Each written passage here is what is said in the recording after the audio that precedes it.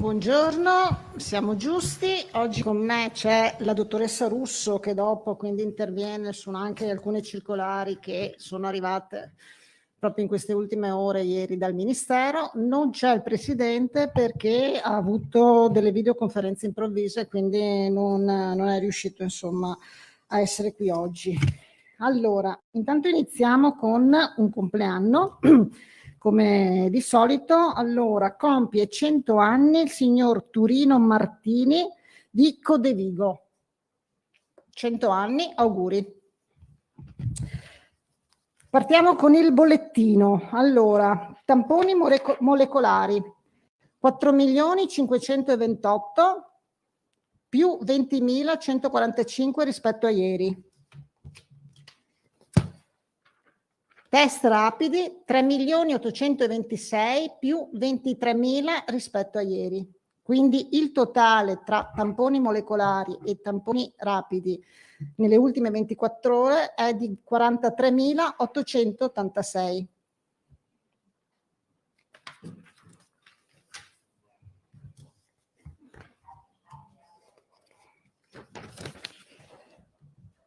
I positivi delle ultime 24 ore sono 2.317, che chiaramente rapportati al numero di tamponi che sono stati fatti nelle ultime 24 ore danno un'incidenza di 5,28.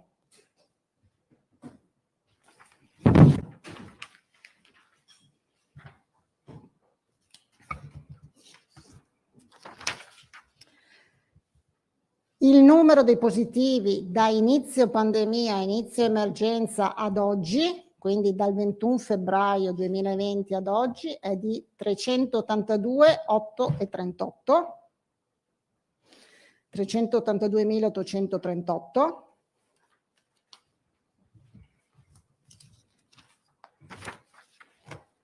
Le persone positive che abbiamo invece oggi sono 38.697.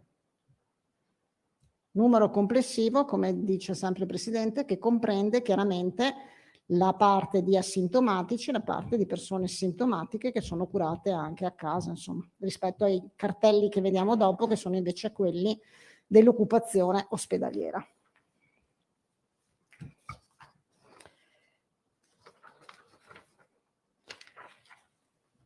Il totale dell'occupazione ospedaliera è di 1.942. No, scusatemi, no, i ricoverati in area non critica sono 1.942 e sono più 45 nelle ultime 24 ore. Quindi cosa vuol dire? Vuol dire che nelle ultime 24 ore ci sono stati 45 nuovi ricoveri in area non critica. Malattie infettive, pneumologie, insomma tutti quei reparti che oggi ospitano persone appunto che hanno bisogno di un'assistenza ospedaliera.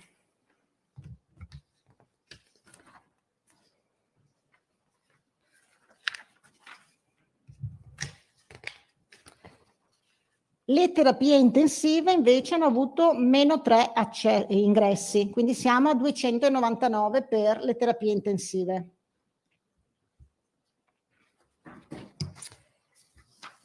La somma tra le terapie intensive e l'area non critica quindi ci porta a 2.241 più 42, perché avevamo i 45 dell'area non critica, le meno 3 nelle terapie intensive, quindi più 42 complessivamente sui posti letto totali occupati oggi all'interno dei nostri ospedali.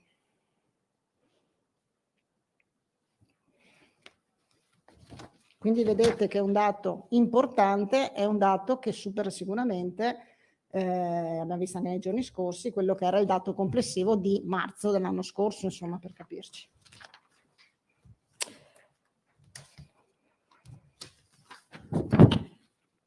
Il totale delle terapie intensive invece occupate sono dei 2,99 come dicevamo prima per pazienti Covid, 2,77 invece pazienti no Covid, quindi che vuol dire pazienti che comunque hanno bisogno di terapia intensiva perché emergenze e urgenze, oncologici o quant'altro, e abbiamo un totale di 576 pazienti oggi ricoverati in tutti i nostri 68 ospedali del Veneto in terapia intensiva.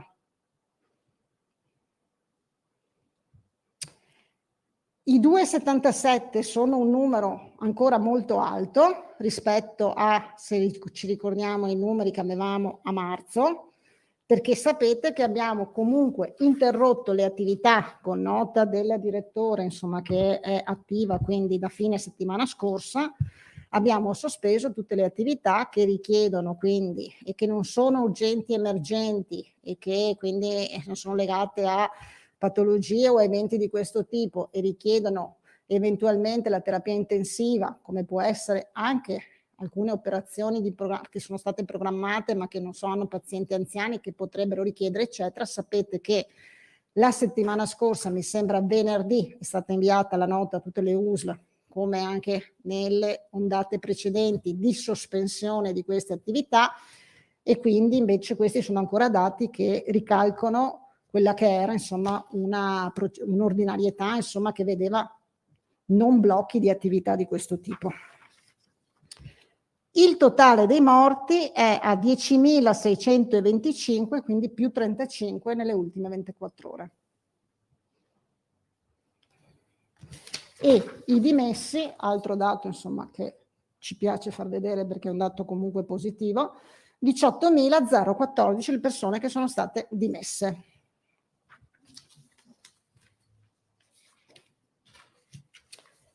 Allora,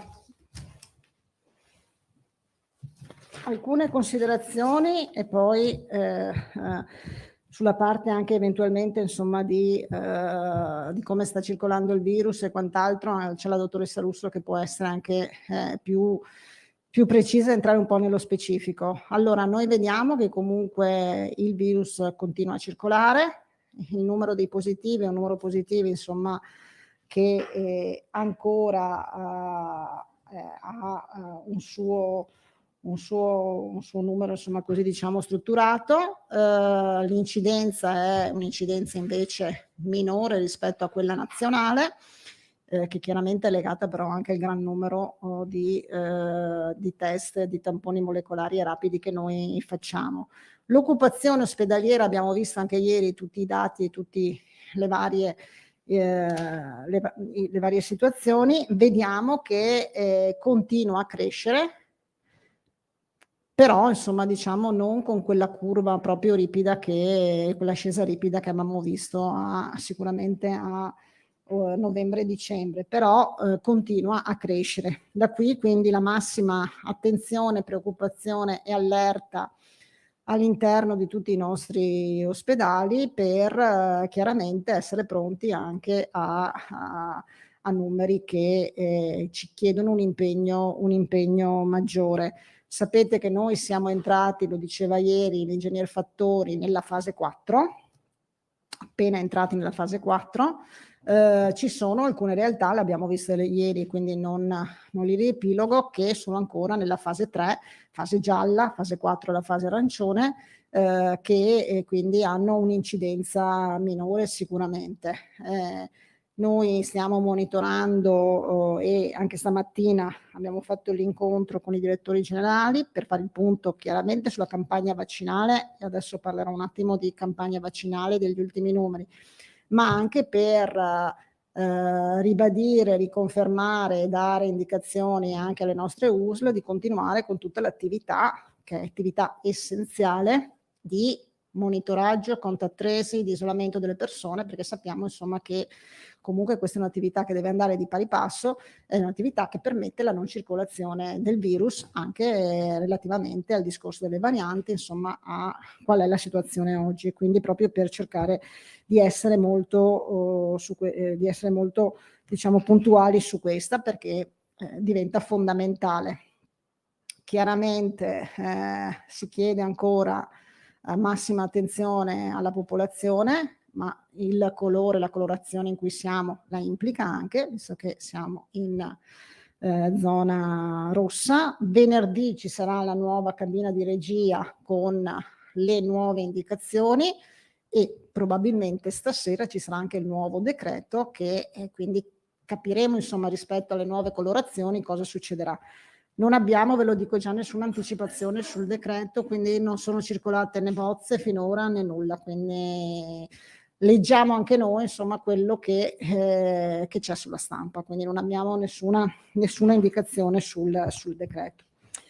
Per quanto riguarda invece la campagna vaccinale va molto bene. Ieri è stata la giornata in cui abbiamo vaccinato maggiormente, quindi abbiamo toccato il picco più alto con 35.464 vaccinazioni, somministrazioni. 35.464, poi so che più tardi vi arriva anche il report completo con tutti i numeri.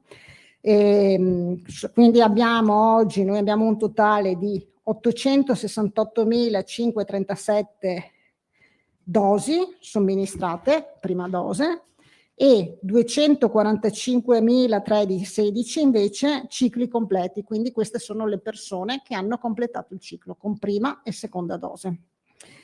La percentuale di popolazione over 80 che è stata raggiunta fino a ieri è del 65,1%. Se oggi abbiamo fatto sicuramente, se ieri, perché questi sono i dati delle ultime 24 ore, quindi sono i dati di ieri, abbiamo fatto un numero molto importante di vaccinazioni, io credo, insomma, dalla riunione che abbiamo fatto questa mattina con i direttori generali, in cui abbiamo fatto il punto della situazione, che riusciremo probabilmente ancora forse oggi a avere un trend importante domani, però poi la macchina probabilmente si fermerà, perché ci sono alcune situazioni in cui dovranno fermare anche le convocazioni fatte per gli over 80 perché non abbiamo vaccini a sufficienza. Voi sapete che sono arrivate ieri le 83.000 dosi di Pfizer, quindi Pfizer è arrivato fortunatamente. Dovevano arrivare domani le 38.000 di dosi di Moderna, ma invece arrivano venerdì, e AstraZeneca e le 100.000 dosi previste per il Veneto, io dico sempre, insomma, la nostra parte, che doveva arrivare oggi, arriverà qui, perché arriva a Pratica di Mare, tra giovedì sera e venerdì mattina, quindi noi ce l'avremo probabilmente sabato mattina. Quindi voi capite che sballando tutte gli arrivi delle forniture, ci sono USL tipo, cito quella Euganea, che prima il direttore l'IG Fortuna mi diceva che riescono a vaccinare tutti gli over 80 convocati oggi e domani, venerdì probabilmente li devono sconvocare, perché non abbiamo dosi di vaccino. Questo cosa implica? Lo diciamo già, in modo che sia chiaro, che gli eventuali accompagnatori che ci sono non si sa se si riescono a venire vaccinati o no, perché quindi non è automatico che se si presenta un accompagnatore con le caratteristiche che noi abbiamo individuato, ossia over 65 convivente, riesca nei prossimi giorni a vaccinarsi, perché è una questione legata ai numeri e alle dosi che noi abbiamo. Da domani parte invece il portale con la prenotazione e c'è un ultimo incontro oggi tecnico con tutte le USL, però da domani è attivo, si può prenotare la prenotazione sarà riservata in questa prima fase, insomma in questi giorni, per la conclusione degli over 80. Cosa vuol dire? Vuol dire quegli over 80 che non sono stati contattati con lettera perché si è persa la lettera, perché la lettera non è arrivata o per altre motivazioni, che sono rimasti fuori degli elenchi, che non è arrivato l'SMS, insomma gli over 80 che rimangono. Le USL stanno già cercando di ricontattarli, di chiamarli, però insomma ecco, sarà aperta quindi per gli over 80. Per i soggetti fragili, ricordiamo i numeri che abbiamo detto ieri, 200.000 sono i soggetti fragili e ogni USL ha l'elenco dei propri soggetti fragili divisi per codici di esenzione, patologia e quant'altro, e il sistema riconosce questi soggetti perché sono inseriti anche in base quindi all'esenzione che hanno, e quindi una volta che uno di questi soggetti si iscrive alla prenotazione digitando il proprio codice, viene riconosciuto dal sistema. Quindi 200 sono i soggetti fragili, che sono quelli appunto della famosa tabella ministeriale, quindi malattie respiratorie, malattie cardiocircolatorie, piuttosto che malattie neurologiche, insomma patologie, scusate, di questo tipo, e i soggetti disabili, quindi fragili e disabili, over 80 fragili e disabili. I disabili sono i 130.000 i cui elenchi ci sono arrivati direttamente dall'INPS. Poi è chiaro, se qualche soggetto sarà rimasto fuori, eccetera, non c'è problema, insomma, in qualche modo contatteranno l'USL, eccetera, però insomma questi sono gli elenchi ufficiali.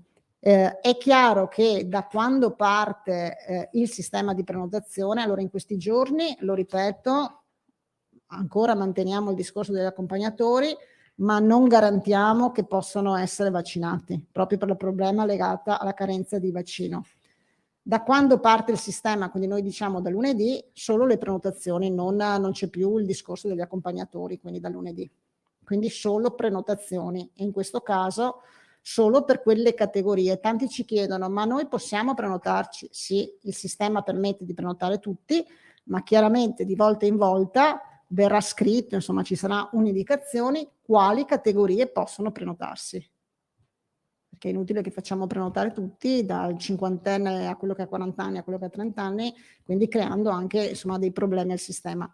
Quindi di volta in volta il sistema evidenzierà quelle che sono le categorie. Dopo il sistema è chiaro che va bene per tutti. Questa è la situazione chiaramente legata al piano vaccinale, quindi come voi vedete insomma il nostro piano sta andando avanti molto bene. Ringrazio tutti gli operatori, tutte le aziende, insomma, perché effettivamente si stanno facendo degli sforzi importanti e i numeri lo vedono. Oggi però abbiamo sicuramente l'incognita dei vaccini, che sono garantiti, nel senso che voi sapete anche dal secondo trimestre, quindi dal mese di aprile, arriveranno sicuramente in quantità molto maggiore. Il problema legato invece alle date di consegna, che continuano a cambiare, chiaramente implicano una riprogrammazione di volta in volta di questo tipo. Ci scusiamo quindi con i cittadini che hanno una prenotazione, verranno contattati, gli daranno sicuramente un'altra prenotazione, oppure gli diranno quando convocare, quando essere convocati e quando andare, però non dipende da noi, insomma, è al di sopra delle nostre possibilità, quindi non possiamo fare diversamente. So che anche ieri ci sono state sicuramente dei problemi di file in alcuni punti vaccinali, ci è stato segnalato. I direttori generali stanno cercando di mettere in atto tutte le azioni possibili per far sì che questi disservizi insomma siano minor numero possibile, e anche soprattutto insomma non certo che creano dei disagi di questo tipo. Però è chiaro che quando c'è un piano di questo tipo, una vaccinazione insomma che implica una movimentazione di così tante persone, insomma tutti insieme eccetera, si possono creare anche dei disagi, però insomma mi sembra che si stiano anche lavorando, e in alcuni punti insomma che c'erano si sono anche risolti. È un po' un work in progress, insomma, quindi qualcosa che ogni giorno insomma in base a quelle che sono un po' le varie situazioni affrontiamo. I medici in medicina generale stanno vaccinando soprattutto le medicine di gruppo, quindi ogni giorno ne partono diverse. Sapete che loro stanno vaccinando 70-79, più o meno, insomma qualcuno 75-79, comunque più o meno questa fascia, 70-79, e in più anche chiaramente i loro pazienti a domicilio, quindi alcuni dei loro pazienti che sono a domicilio. Partono le prenotazioni anche in farmacia, l'abbiamo detto ieri, e la settimana prossima io farò un nuovo tavolo con i farmacisti, con le categorie appunto dei farmacisti, per invece andare dentro quello che è invece il nuovo protocollo per la vaccinazione, l'effettuazione della vaccinazione dentro le farmacie, visto che oggi è possibile farlo. Io mi fermerei qui, non so, fanno domande a me prima e poi lasciamo parlare la dottoressa Russo. Ok, allora Tosato, Marchiori, Vanzan e Moscati, per ora. Buongiorno Assessore, buongiorno. Le chiederei anzitutto questo, per quanto riguarda la procedura delle prenotazioni, no? Ecco, un'incertezza che molti sollevano. Da domani, come funziona con le lettere e con le convocazioni? Cioè, il sistema delle prenotazioni soppianta le chiamate e le lettere, convive con queste, come funziona? Allora, è chiaro che chi è stato convocato con la lettera o in altro modo ha una convocazione e rimane una convocazione. Cioè chi ha una convocazione oggi che è stata fatta con lettera oppure non lo so in altro sistema, la convocazione c'è e quel cittadino ha quella convocazione. Tutti quelli che invece non sono stati raggiunti da una lettera, da un SMS, da una convocazione di chissà che tipo, si possono prenotare tramite il portale, quindi tramite il sito e tutto il resto, per quelle categorie che è prevista la prenotazione in quel momento.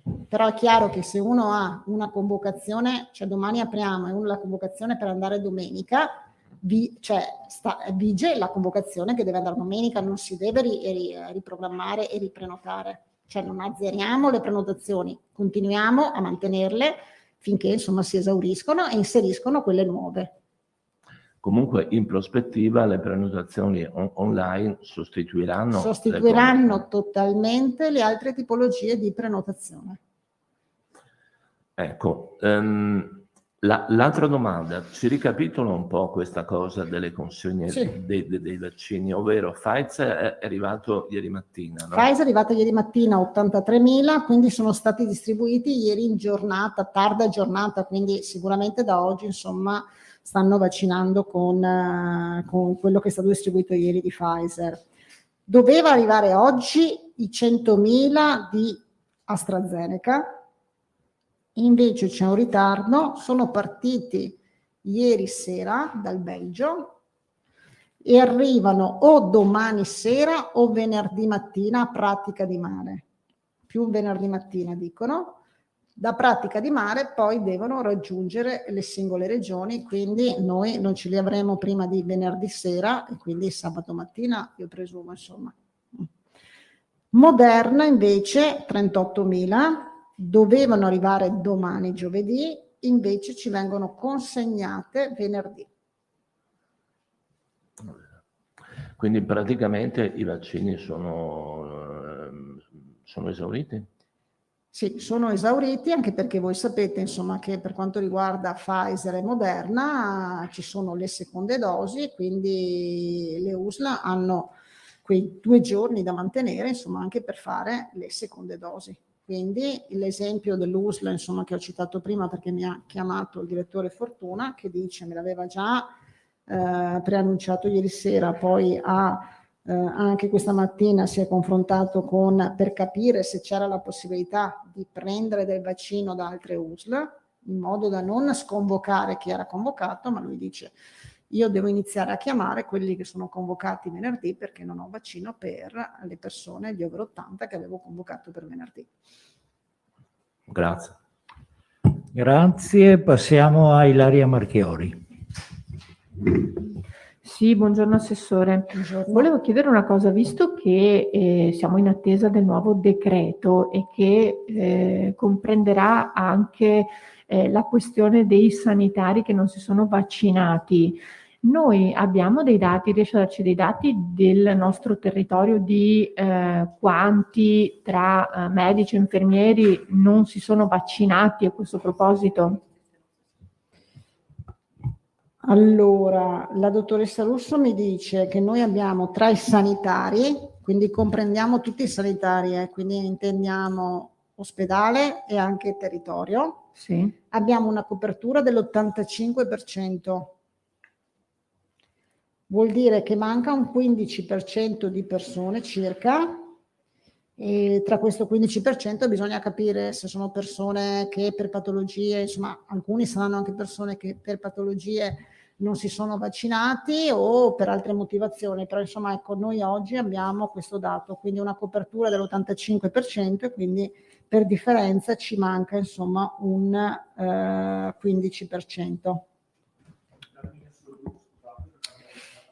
Non lo so. Allora sono quelli... Sì, allora quelli vaccinati ci risultano 10.200, ma questi sono solo gli operatori sanitari, quindi medici e personale del comparto. Scusate, 10.000 quelli non vaccinati. Perché sennò altrimenti, ecco, 10.000 quelli non vaccinati tra medici e personale del comparto, quindi che corrispondono a circa, come diceva l'assessore, il 15%. È chiaro che adesso faremo una distribuzione per azienda, è possibile che questi colleghi sono stati chiamati quando era prevista la vaccinazione e o non si sono voluti presentare o non si sono potuti presentare, quindi l'indicazione che avevamo dato alle aziende era comunque di andare avanti e di riprendere coloro che non si erano potuti presentare per un qualche motivo alla fine. Quindi adesso ci sarà un recall di coloro che insomma non si sono presentati. Poi vedremo chi invece si è rifiutato.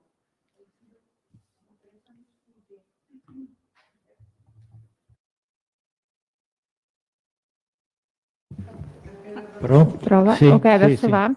E ha detto 10.000 i non vaccinati, mentre i vaccinati, l'85%, c'è un... Sì. Scusate, questo è un po' difficile capire perché il personale sanitario del sistema sanitario regionale sono in tutto, sia medici, sia personale sanitario che personale amministrativo, 60.000, no, Assessore? Però è chiaro che questi sanitari sono anche del territorio, ci sono medici di base, ci sono ecco. I 3.000 medici di base, ci sono i 500 pediatri, ci sono tutti i Quelli privati puri, cioè gli odontodiatri, cioè sono tutti sanitari, è una voce unica per tutti, quindi tutti quelli delle strutture private, eccetera. Quindi probabilmente dobbiamo fare un'elaborazione per capire quelli all'interno degli ospedali o comunque quelli più insomma legati alle strutture, perché abbiamo un macro dato. Ok, un'altra domanda sempre per l'assessore. Alla luce di quello che ci ha detto sulle forniture dei vaccini, sui procedimenti che verranno adottati nei prossimi giorni, comprese le prenotazioni, per quanto riguarda i genitori dei bambini disabili che sappiamo rientrano nelle categorie ultrafragili e che non vengono vaccinati, come funziona? Sono inseriti anche loro, sono inseriti, cioè nel senso sono inseriti anche questi tra quelli che si possono prenotare in questa fase quando parliamo di persone super fragili o fragili, insomma, ecco, perché c'è nell'elenco del Ministero e che poi noi chiaramente abbiamo adottato a livello regionale anche per i genitori di bambini sotto i 16 anni che però hanno immunodeficienze o comunque tipologie di questo tipo, accedono in via prioritaria con le categorie fragili alla vaccinazione. Ok, e poi solo un chiarimento per quanto riguarda gli accompagnatori. Abbiamo capito che al momento non viene garantita la vaccinazione secondo i canoni che sono stati stabiliti. Per cui come si devono comportare? Lo spieghiamo bene in modo che lo capiscano, che non ci sia confusione. Cioè, noi abbiamo detto dal lunedì, quindi da quando parte il portale, c'è il discorso degli accompagnatori, parte il portale domani, però da lunedì non esiste più il discorso degli accompagnatori. In questi 2 o 3 giorni li manteniamo, però non possiamo garantire, perché poi bisogna capire ogni singola USL quante dosi di vaccino ha e quindi quanti eventualmente per accompagnatori ne rimangono in base ai numeri delle forniture che vi ho detto prima. Quindi uno deve sapere che non è sicuro, come è stato fino a ieri, se accompagna il genitore oppure se è il marito, la moglie, insomma, di una persona che viene convocata, che abbia la sicurezza, insomma, di essere vaccinato. Ricordo che comunque tutte queste persone saranno vaccinate, hanno diritto alla vaccinazione nel momento in cui ci sarà la loro poi categoria, la loro classe d'età. Ok, solo un'ultima domanda. Che cosa succede a chi è stato convocato e per motivi eventuali di salute non si è potuto vaccinare e volesse farlo successivamente? Come si deve comportare, anche se in questo momento è difficile da capire, perché ovviamente in base alle dosi che ci sono a disposizione, però chi avesse perso il posto, diciamo, come funziona? Verrà richiamato oppure si deve riprenotare? Sì, abbiamo previsto che intanto ci saranno insomma delle linee telefoniche che supportano la prenotazione. Questo mi pare che insomma sono arrivate anche diverse richieste in questo senso, quindi se uno ha delle difficoltà eccetera, c'è anche il numero verde regionale che ha potenziato il numero di operatori che pertanto aiuteranno sia le persone che magari non riescano, sia a rispondere a delle domande come questa: se io non sono potuto andare eccetera, cosa devo fare? E quindi naturalmente la persona che non si è potuta presentare ha la possibilità di riprenotarsi. Poi c'è anche la farmacia, come diceva l'assessore, che insomma supporta chi avesse bisogno, quindi la persona non è lasciata da sola davanti al computer. Ecco, noi cercheremo via via di rafforzare l'assistenza alla prenotazione per garantire a tutti questa possibilità. Grazie. Il numero verde che citava e che quindi voi sapete sarà potenziato con 100 linee nuove, quindi operatori che risponderanno, secondo noi insomma servirà molto per questi casi, cioè chi non è riuscito per vari motivi ad andare alla vaccinazione, oppure per le persone fragili che potrebbero essere rimaste fuori perché quel codice non viene riconosciuto però loro eccetera, quindi riuscirà a dare anche tutte le indicazioni insomma. Bene, passiamo a Alda Vanzan. Buongiorno, sempre su questo tema, ci sono dei casi anche di persone che hanno fatto la prima dose, ma che per motivi di salute non possono fare la seconda. In quel caso lì come funziona? Cioè anche in questo caso si riprenotano, vengono contattati, vale il numero verde? Per motivi di salute non possono presentarsi al richiamo. Si sposta naturalmente, queste persone telefonano in questo caso perché i casi particolari si gestiscono in maniera particolare e quindi in questo caso avranno la possibilità di telefonare e secondo la prognosi insomma che gli è stata data per essere di nuovo insomma disponibili alla vaccinazione si posticipa. Sì, il numero verde è quello che entrerà in funzione? Al numero verde, ma in questo caso io direi che si può telefonare direttamente all'azienda perché non penso che siano tantissimi questi e quindi in questo caso chiamano direttamente il SISP e in quel caso insomma l'interlocuzione diretta proprio perché sono casi particolari.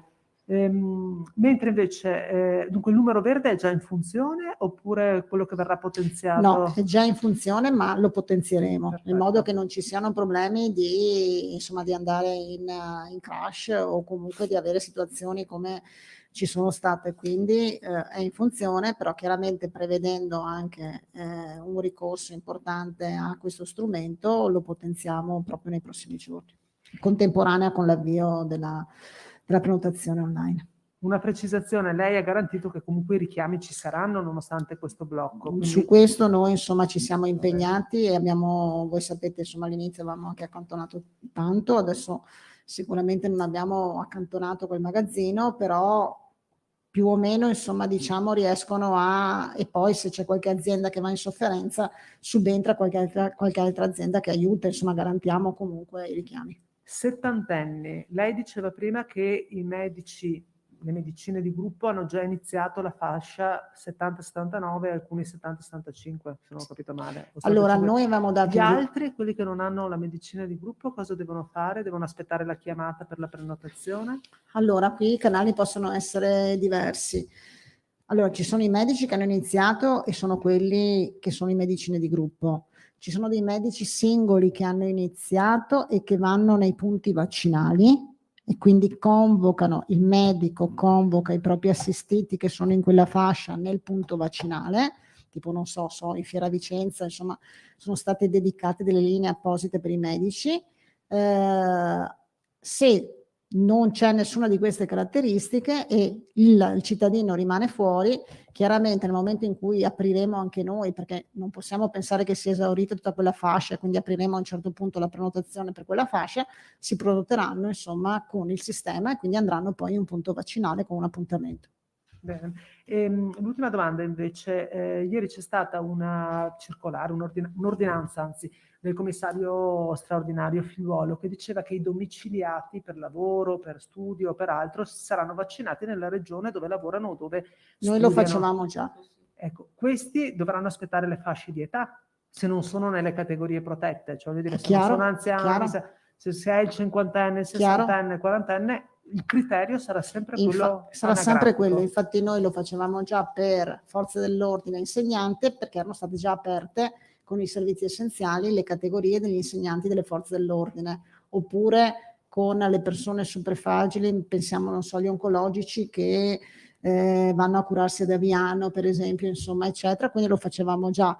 Chiaramente invece per una persona che per altri motivi di lavoro e quindi non rientrava in queste categorie deve aspettare il proprio turno. Grazie, tocca a Moscati.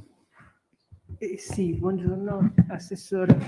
Mi scusi, arrivava una richiesta lei ne aveva parlato tempo addietro, però adesso con questo nuovo sistema di prenotazione, le persone anziane, per cui over 80 che rientrerebbero ma allettati, come si devono comportare? Allora, per le persone a domicilio, allora noi abbiamo tutte le persone che sono in assistenza domiciliare e quindi che vengono seguite quotidianamente dall'assistenza domiciliare che viene fornita all'azienda sanitaria, ci sono, quindi le abbiamo schedate per capirci, e quindi queste le USL sanno chi sono e quindi le USL stanno programmando con le USCA o comunque con altri team di andare a domicilio. I medici di medicina generale ci stanno aiutando su questo perché ci possono essere delle persone che sono allettate ma che non rientrano e quindi noi non conosciamo e quindi anche i medici di medicina generale ci stanno aiutando. Se ci dovessero essere dei casi che non riescono a rientrare né nel primo caso né nel secondo caso, telefonando sempre al numero verde indicano il loro stato e poi noi provvediamo a mandare la vaccinazione a domicilio. Sì, ecco, perché mi segnalavano proprio su Mestre una 92enne. Se questa 92enne non sappiamo noi perché non era tra gli assistenti, quelli che vengono assistiti a domicilio, l'MMG non ha ancora iniziato e non sa dare, non lo so, adesso insomma chiamerà, daremo le informazioni e daranno indicazioni poi che l'USCA o comunque insomma il team che ha organizzato vada a domicilio, quindi qualcuno sicuramente non rientrerà e ci scapperà fuori, ma allora anche in questo caso insomma chiediamo che venga segnalato e poi noi provvediamo. Ecco, grazie. E un'altra domanda invece riguardo per esempio a domenica scorsa che c'è stata la chiamata diretta che sarà ripetuta sabato. Era andato tutto bene, almeno da quello che avevo saputo e anche verificato personalmente, mentre magari altre chiamate estemporanee che sono state fatte in questi giorni hanno dato esiti diversi. Forse quel sistema dei mesi a chiamata diretta si è rivelato migliore che quegli altri o no? Ma sicuramente dividere le persone per mese o per qualcuno, oggi c'è una medicina di gruppo che con 6 medici di medicina, la cito insomma, medicina di gruppo di Rosà, che con 6 mi sembra medici fa tutta le classi dal 70 al 79 e ha diviso i pazienti dei loro assistiti per lettere alfabetico, quelli dalla A alla L, insomma, quindi può essere anche questa. Chiaramente, insomma, sistemi di questo tipo aiutano a organizzare meglio la chiamata. Benissimo, ecco, un'ultima cosa, non so se a lei o alla dottoressa Russo, volevo chiedere, i vaccini di AstraZeneca, che tanto perché ha pure cambiato nome per cambiare ancora un po', fare ancora un po' più di confusione, comunque, e il richiamo avviene dopo 3 mesi, per cui in questo caso non vengono accantonati, ovviamente, immagino. In questo momento non li stiamo Assolutamente accantonando, no, per c'è un cui- tempo lungo e quindi insomma... Per E cui poi, si tratta di accantonamento solo di un certo tipo, dell'altro pensiamo a certo. tante arrivi, Voi tante vaccinazioni. sapete che insomma sono previsti 10 milioni nel secondo trimestre, quindi da aprile in poi di AstraZeneca, quindi insomma dovrebbero esserci, parliamo sempre al condizionale, insomma quantitativi sufficienti da non imporci insomma di andare mai in difficoltà. Grazie. Si era iscritto Marco Bonet, che vedo dietro le telecamere. Grazie Marco.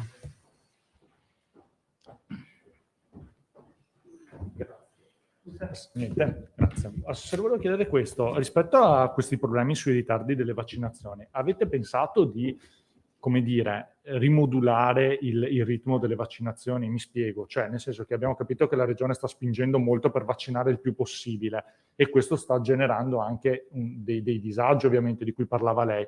Allora, ha senso continuare a vaccinare 30-35 mila persone al giorno con le code, il caos convocazioni e poi doversi magari fermare per 1 o 2 giorni e rallentare? Non converrebbe forse ridurre, penso io, a 20.000 al giorno, però scaglionandole? Questo magari non aiuterebbe l'organizzazione? Grazie.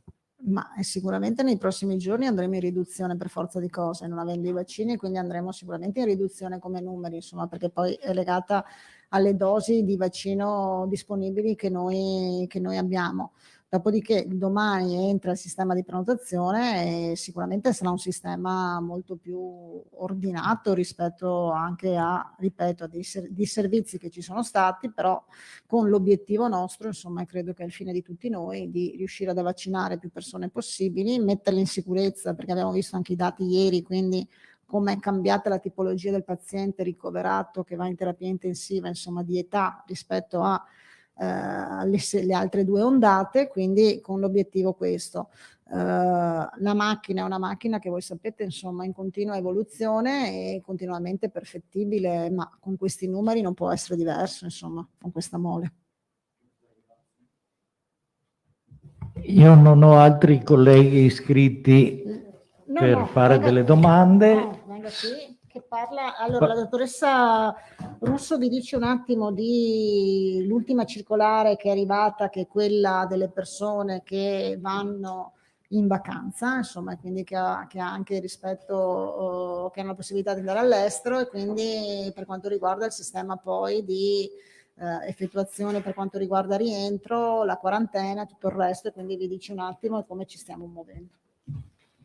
Grazie, parola alla dottoressa Russo. Buongiorno. Prego Francesca. Buongiorno, grazie Assessore.